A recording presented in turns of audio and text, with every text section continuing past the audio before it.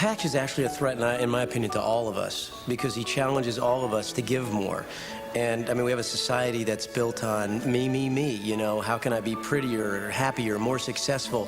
What can I get? The bigger boat, the bigger house. So he's a threat to all of us because he's a radical revolutionary in terms of his way of thinking. He believes it's about giving and not getting. And I believe we've built a society far too much, and I'm, you know, guilty as charged, but it's more about getting than giving. So I can understand why anyone, whether it's a lawyer, a doctor, or a computer analyst, could be threatened by what Patch has to say. Because he says there's more magic in me giving something to you than in you buying or getting something to me. So I think it's very threatening, but I think that's superficial. I think it's also extraordinarily liberating, because I just think it's a better way to live. I didn't want a goofy doctor movie. There's no message, and I love the goofy part, but the world definitely needs images from the media that are positive and that have some encouragement to follow your dreams and some stimulation to help and to bring hope to our society. I'd like to leave. Hunter, we'll have to discuss this at your scheduled time. I'm leaving. And have you thought about what you'll do? I want to help people. Last night with Rudy, I connected to another human being. I want more of that. I want to learn about people. I want to help them with their troubles. That's what I do. But you suck at it. Patch's concerns about Hollywood types and about getting involved in an industry that was really about exploitation and about taking the kind of going to the lowest common denominator, if you will, were very real. My book came out, had a fabulous interview on NPR. My mug got on the front page of USA Today, and that week, Ron Howard called me and 5 or 6 producers. I come out, all this lineup, and I'm going, oh God, oh God, oh God, what's happening to me? I take up one offer, and I won't say who it was, but I actually was lining them up. I was going, okay, I need this hospital.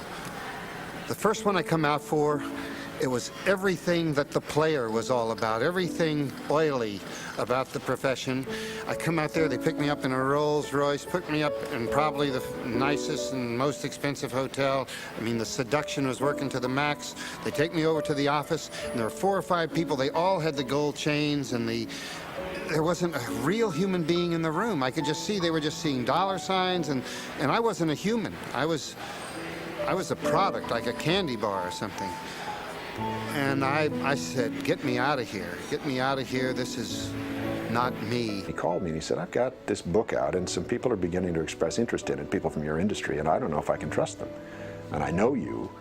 What do you think we try to do something together? I said, Mike, please help me. I need help, and I don't want to totally sell out.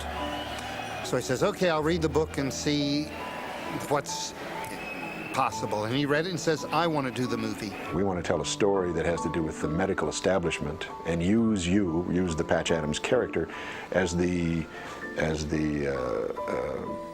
individual, the protagonist in this story, and to show how the dehumanization has occurred, show how the desensitization has occurred, and show how one nonconformist can sort of turn things over.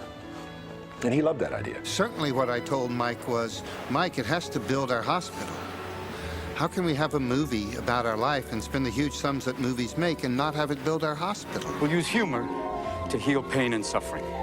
Doctors and patients will work side by side as peers. There'll be no titles, no bosses. People will come from all over the world to fulfill their dream of helping other people.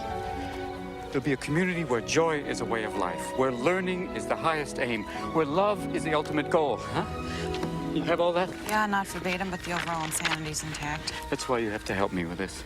Patch, no. Oh, yes. No. Yes. No. I know it's not going to be an easy road, but you said anything worth doing is difficult. Look, I'm not like you, Patch.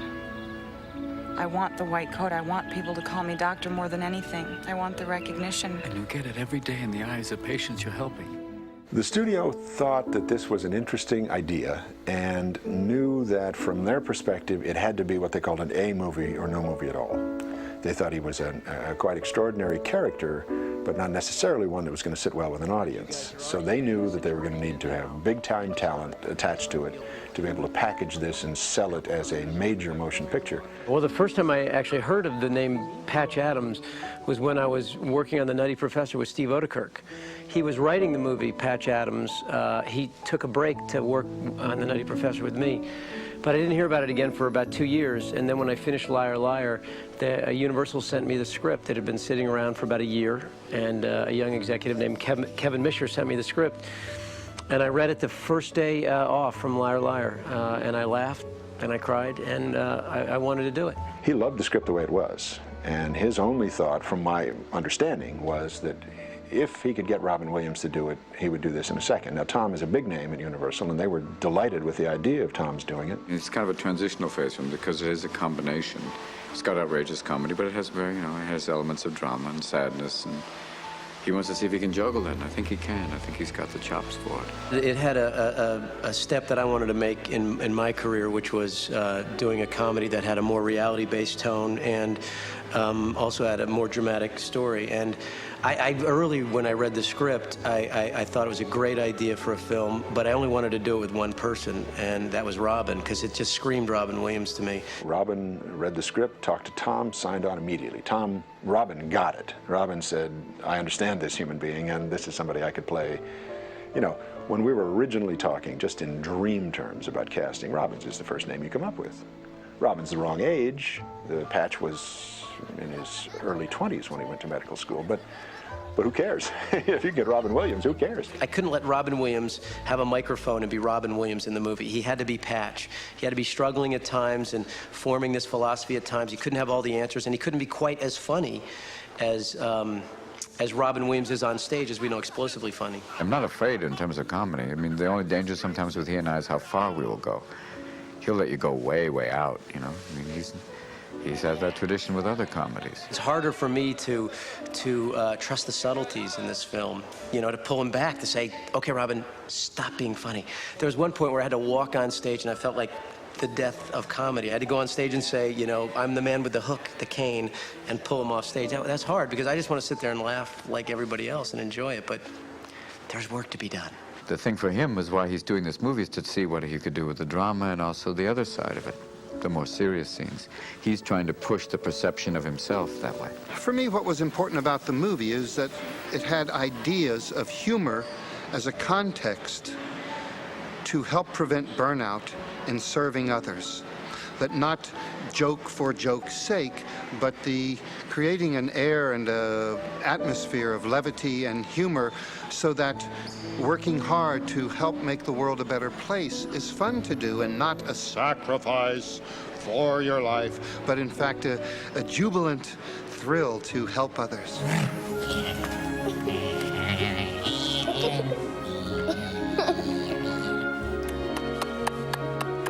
Big kisses.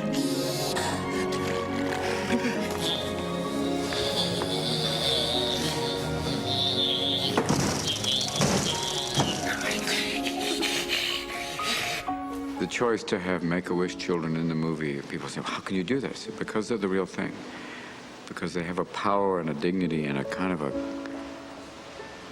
such a grace that they have. I wanted to see that on film. The crew was all aware of what was going on. The kids themselves were aware of what was going on. The cast was aware of what was going on.